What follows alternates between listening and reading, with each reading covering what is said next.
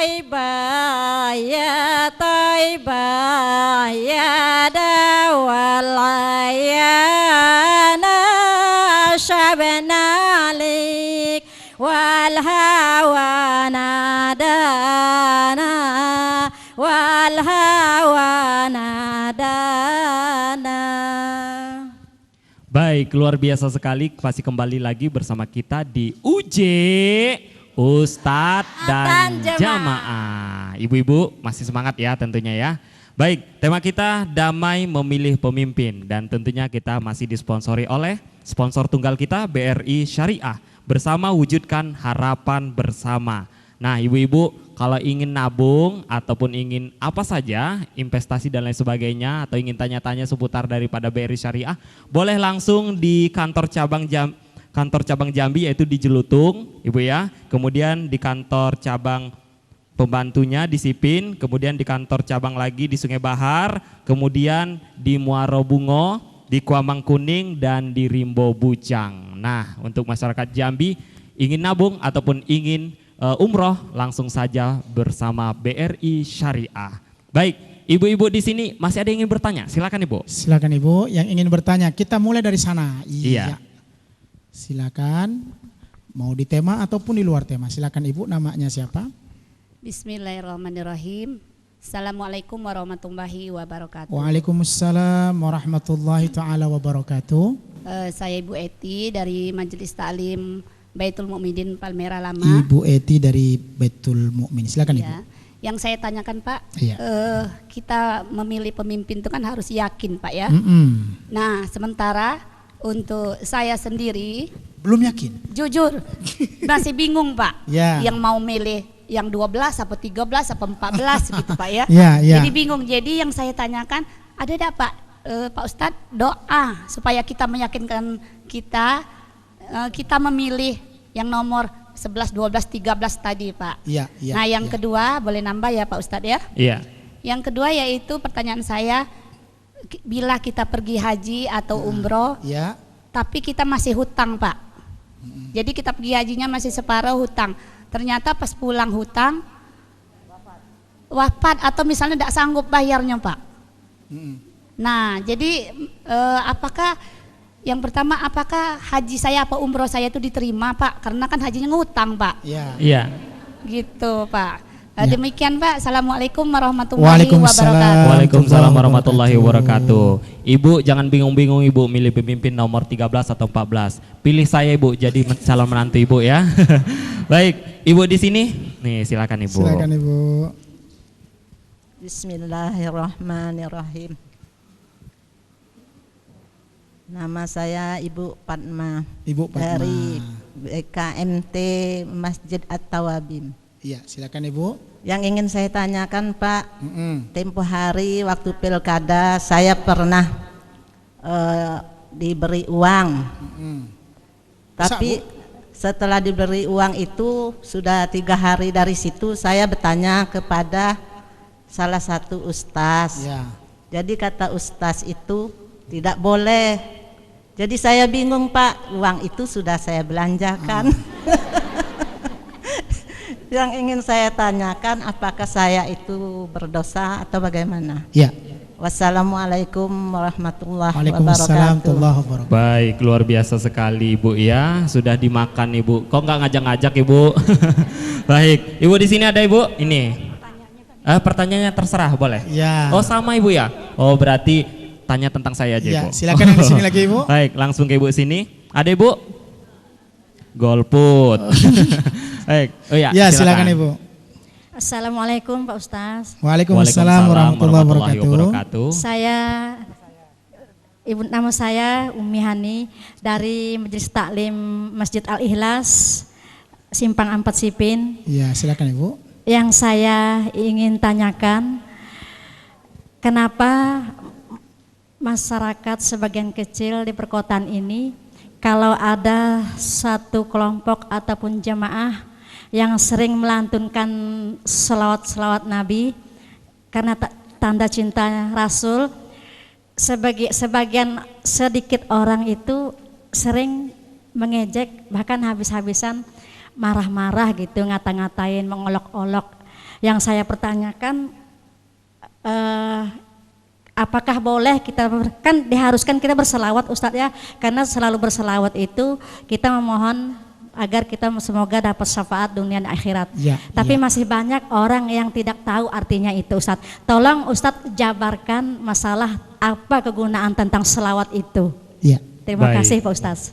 Baik, terima kasih kembali Ibu ya. Baik, Ibu yang di sini, ini Ibu yang itu tadi ya. Ibu. Baik, nanti Silakan segmen Ibu, selanjutnya insya Allah, Ibu. nama dan pengajiannya. Silakan. Assalamualaikum warahmatullahi wabarakatuh. Waalaikumsalam warahmatullahi Nama wabarakatuh. saya Yulia Aswarman dari Majelis Taklim Bundokanduang Provinsi Jambi. Ya, silakan. Ini monggo. melenceng Pak Ustadz Monggo. mengenai berdoa kita. Ya. Berdoa itu kadang-kadang kita perempuan ini katanya anak laki-laki yang cepat diterima oleh Allah Subhanahu wa taala doanya kepada orang tua yang sudah almarhum daripada anak-anak perempuannya. Bagaimana itu hukumnya? Terima Apakah kasih. Saya benar jelaskan begitu nanti. Ibu ya? Assalamualaikum warahmatullahi wabarakatuh. Waalaikumsalam. Waalaikumsalam warahmatullahi wabarakatuh. Baik, ibu-ibu di sini mana nih? Ibu Ya, yang ini silakan, tadi Bu Ibu. ya. Baik. Ya, silakan Ibu. Bismillah. Sudah Ibu. Bismillahirrahmanirrahim. Assalamualaikum warahmatullahi wabarakatuh. Waalaikumsalam warahmatullahi wabarakatuh. Nama saya Hajah Suprihatin. Ibu Haja, Suprihatin. silakan Ibu Haja. Saya dari Majelis Taklim Masjid Hajiji, Ya. Kecamatan Jelutung. Di sini saya akan menanyakan Pak Ustadz, apakah hukumnya yang menggadaikan punya orang lain, sedangkan yang menggadaikannya itu mau berangkat pergi haji? Mohon penjelasan pada Ustadz. Hukum menggadaikan barang orang lain. Iya. Oh, hebat sekali. Ini ada akadnya dulu nggak Bu? Pinjam dulu Punya, mungkin. punya orang lain. Oh, punya orang lain. Ya. Lalu? Digadaikan, sedangkan dia mau berangkat haji. Ya. Iya. Akan saya jelaskan nanti. Baik, itu saja Bu ya. Ya. Baik. Mohon penjelasan. Wassalamualaikum warahmatullahi wabarakatuh. Waalaikumsalam warahmatullahi Ya. wabarakatuh. Banyak sekali pertanyaan-pertanyaan dari ibu-ibu ini Iya, Ustaz ya, sampai nanti akan kita jawab Iya. insyaallah. Baik, tapi kita tahan dulu Ustaz ya. Kita tahan dulu. Iya. Nanti akan kita jawab setelah Iya. jeda pariwara berikut itu. Masih kita jawab dulu insyaallah. Ya? Ya. Masih ada waktu untuk menjawab Ustaz. Ibu Eti, Ibu Fatna, Ibu Umi Hani, Ibu Rian dan Ibu Haja Supriyatin ya. Baik, Ibu Eti ini kita jawab dulu ini. Milih pemimpin yang harus yakin. Betul Bu ya? Pengen yakin, sebab hari ini belum yakin mau yang nomor Nomor 11, 12, 13 gitu. Masih syak Ibu ya. Masih syak, ragu-ragu. Ustadz beri doa dong yakin. Ibu, keyakinan itu memang harus dibarengi dengan doa. Ya harus dibarengi dengan doa. Makanya doanya paling tidak ibadah mungkin bisa saja kita istikharah karena pemimpin kita mereka adalah orang baik. Yang mencalonkan pemimpin adalah orang yang baik. Mudah-mudahan mereka juga terpilih apa yang kita pilih yang terbaik insya Insya namanya juga Allah. manusia. Maka apa yang kami lakukan Ustadz? Pertama, karena ini kan masih beberapa hari lagi, pas di hari H-nya ketika sholat sebelum berangkat mungkin karena mulai buka itu biasanya jam 7. Jam ya, 7. Jam 7 atau jam 8 tergantung. Mungkin barangkali diawali dengan sholat sunat duha dulu ya. Kemudian setelah itu ditambah pula dengan sholat sunat hajat barangkali ya. Setelah itu minta kepada Allah, nastakhir, kita mencari betul-betul yang terbaik. Bismillah, makanya nanti masuk di bilik suaranya pun juga dimulai dengan bismillah, sembari kita memilih yang terbaik. Karena kalau misalnya kita ragu-ragu, takutnya nanti malah golput jadi tidak baik kan begitu. Maka pilih yang terbaik menurut keyakinan kita dengan melihat track and record, bukan melihat hasil adu dombanya, bukan melihat fitnah-fitnahnya, bukan melihat yang diburukkan orang, tidak. Tapi kita lihat yang terbaik, kemudian juga yang ada dalam doa-doa kita. Ya, jadi kalau doanya Ibu dalam Al-Quran itu ada diajarkan oleh Allah SWT dalam Al-Quran, Rabbana la tuzigh qulubana ba'da iz hadaitana. Itu belana innaka antal. Nah, kita minta sama Allah, la tuzigh qulubana, ya Allah jangan bolak-balik, jangan bingung-bingungkan kami, jangan buat kami galau ya Allah. Ba'da iz hadaitana, setelah Engkau berikan petunjuk kepada kami. Mudah-mudahan engkau berikan yang terbaik kepada kami, engkau berikan petunjuk kepada kami untuk mencari yang terbaik, insya Allah. Insya Begitu Ibu Allah. doanya. Kemudian ditambah dengan Fatihah. Ya mudah-mudahan antara 12, 13 itu kita cari yang terbaik lah. Yang mana yang kira-kira menurut kita yang paling sempurna. Benar. Kemudian yang berikutnya pergi haji atau umroh tapi ngutang Pak Ustadz. Ibu berangkat haji dan umroh paling utama itu adalah tidak berhutang. Karena dalam Al-Quran jelas wa atimul hajja wal umrata lillah. Kemudian juga dilakukan manistato'a ilaihi sabila. Bagi siapa di antara orang-orang yang sanggup untuk mengikuti melaksanakan perjalanannya. Jangan memaksakan kehendak. Ya, karena kita berangkat itu menghadap Allah seolah-olah panggilan itu adalah panggilan akhir bagi kita. Kita berharap kembali dalam keadaan suci, kita berharap kembali dalam keadaan baik. Ya akan begitu, makanya berangkat jangan dalam keadaan berhutang. Nah hari ini sering kita lihat memang karena antrian panjang antrian panjang haji sehingga kadang-kadang porsinya dulu diambil ketika berangkat sudah lunas. Biasanya begitu Bu kebanyakan ya, setelah berangkat lunas. Maka kalau kita misalnya mau berangkat dalam keadaan berhutang, kita harus tawakal. Paling tidak barangkali kita sudah mempersiapkan barang untuk menyelesaikan hutang-hutang kita itu. Jangan berangkat nol sekali balik dah ada. Mungkin waktu kita meninggal ternyata masih ada tanah yang bisa untuk membayar hutang.